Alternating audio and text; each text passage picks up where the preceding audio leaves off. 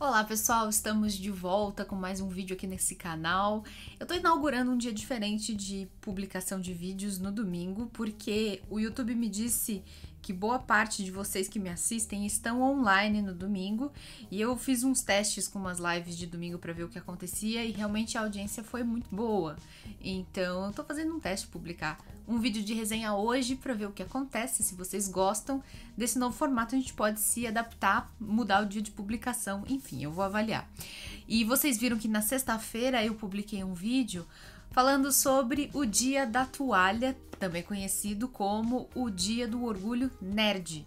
Ele foi criado para homenagear Douglas Adams, o autor do Guia do Mochileiro das Galáxias.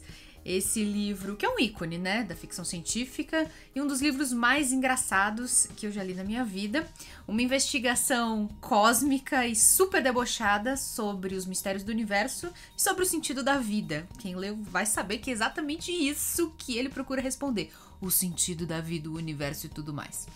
E como tem toda uma menção ao uso da toalha e tudo mais, os fãs inventaram que o Dia do Orgulho Nerd e, de modo geral, o dia para comemorar a ficção científica. E não só compra de bonequinhos e essa indústria que virou a indústria dos produtos geeks e nerds que tem hoje em dia, mas o dia para falar de bons livros é o dia 25 de maio, o Dia da Toalha, uma referência a esse livro. E ainda nesse negócio de celebrar a cultura da ficção científica, vocês sabem, eu tô fazendo uma leitura coletiva de ficção científica maravilhosa, A Mão Esquerda da Escuridão, e eu venho trazer agora um livro de contos de ficção científica pioneiríssimo da literatura brasileira. Normalmente a gente não associa ficção científica com a produção literária nacional. Temos realmente pouca tradição, embora exista sim tradição de literatura tanto fantástica quanto de suspense, terror, horror e ficção científica. Tudo isso a gente pode colocar embaixo de um enorme guarda-chuva, a ficção especulativa. E existe sim, ao contrário do que muita gente imagina, a tradição brasileira em ficção especulativa. Só que ela é muito menos numerosa, muito menos famosa e reconhecida do que a ficção realista. Os grandes autores, por exemplo, que são explorados nos vestibulares e, portanto, que todo mundo acaba conhecendo do século XIX, XX, na literatura brasileira, até XXI, né? Agora os vestibulares já estão trazendo livros escritos depois do ano 2000, quase sempre trazem literatura realista. Ou de fundo mais realista no máximo, com pitadas de realismo mágico, mas que tem mais realidade propriamente do que fantasia ali misturados. Embora eu sei que esses conceitos são meio fluidos, né? Às vezes um gênero acaba entrando no outro. Mas a Diná Silveira de Queiroz foi uma escritora muito única na história do Brasil. Em primeiro lugar, era uma mulher que nasceu em 1911.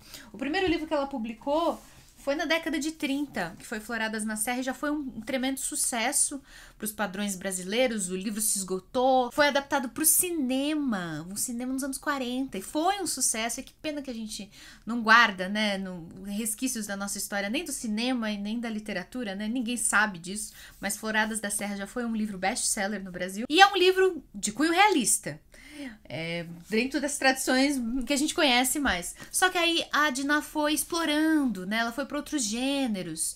Quando a cidade de São Paulo completou 400 anos, ela escreveu A Muralha, que é um romance histórico que falava da cidade de São Paulo no século XVII, né? Então ela foi atrás de pesquisa histórica. Eu, aliás, adorei bastante esse livro, adoro romance histórico. Aí ela foi pra fantasia, começou a imaginar mundos fantásticos. Ela escreveu livros infantis, ela escreveu dramaturgia, foi pro teatro. E nos anos 60, quando tantos escritores nos Estados Unidos e na União Soviética produziam cada vez mais literatura inspirados pela geopolítica da Guerra Fria, inspirados na exploração espacial, Diná, também permeável a essas influências, lançou 2 livros muito pioneiros. Eles Herdarão a Terra, esse saiu em 1960, e Comba Malina, que saiu em 1969. Tem uma diferença aí de anos, né? E são livros de contos, são coletâneas. Aqui, a editora Estante, que está recuperando o trabalho da Dina Silveira de Queiroz, selecionou alguns desses contos. No total, são 10 selecionados. Não me lembro, não cheguei a contar. 7, 8, 9, 10, 11. Na verdade, são 11 contos escolhidos destas duas coletâneas muito pioneiras. Se é incomum, até mesmo hoje, você vê mulheres transitando pela ficção científica, que ainda é um gênero muito machista, onde mesmo editoras e leitores têm desconfianças quando veem autoras mulheres. Imagina na década de 60 do século passado, né?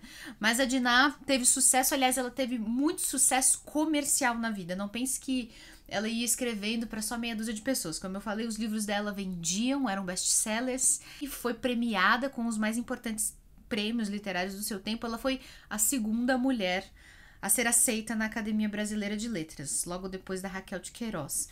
Então ela tem todo esse prestígio em vida e, desgraçadamente, isso me dá sempre muita raiva, eu vou reclamar disso a minha vida inteira, nós aqui no Brasil esquecemos dos nossos escritores. Passa 5 anos, 10 anos depois do falecimento deles e pronto, ninguém lembra mais. É inacreditável. Mas, enfim, voltando, aqui eu tive a chance de conhecer mais uma faceta dessa mulher, que era um caleidoscópio de estilos diferentes. Mas, assim, eu não posso dizer que eu não percebi o dedo da Dina, a maneira como ela escreve, com sofisticação, com construções frasais complexas, que exigem de nós muita atenção durante a leitura, e com muita preocupação na dimensão moral das suas histórias e certa influência do cristianismo. Mesmo nos contos que ela fala sobre seres extraterrestres que se comunicam conosco, são vários contos com esse tema.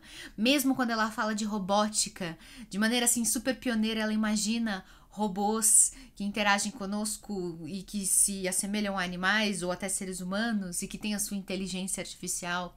Mesmo quando ela fala de viagem no tempo, o conto Comba Malina, por exemplo, fala disso, de viagem no tempo. Mesmo quando ela fala de colonização de outros planetas, dá para perceber em vários desses contos uma certa influência de um pensamento cristão católico. Não tanto com a intenção de evangelizar ou de ensinar lições religiosas, lições de moral, mas com o objetivo de se aproveitar de certos ensinamentos do catolicismo para refletir e filosofar sobre a nossa condição humana e sobre o futuro da nossa espécie.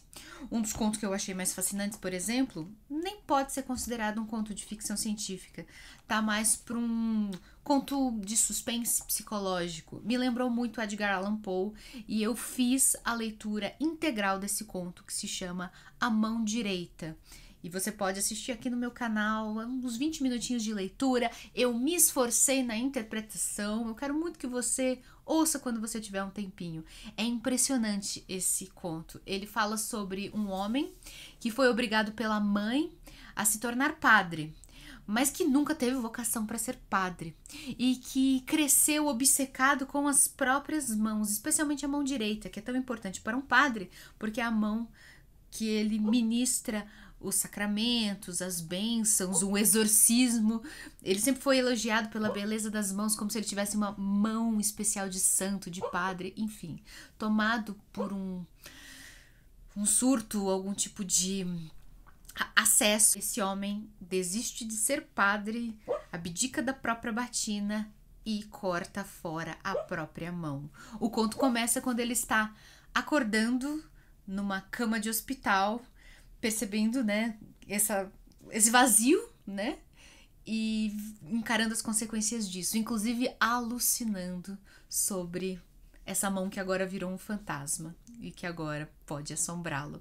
É muito interessante. É mais uma história de suspense com pitadinhas de terror. Mas as histórias de ficção científica também são bastante fascinantes. Comba Malina, por exemplo, como eu disse, fala sobre viagem no tempo. Não com objetos e aparatos tecnológicos, mas usando conceitos de física, de ondas sonoras, de música, um uso das leis da natureza que são originais, a gente não está acostumado a ver nesse tipo de história. Recomendo bastante que vocês leiam essa coletânea de Na Fantástica se vocês gostarem de histórias curtas de ficção especulativa. Eu tenho certeza que vocês não vão se arrepender.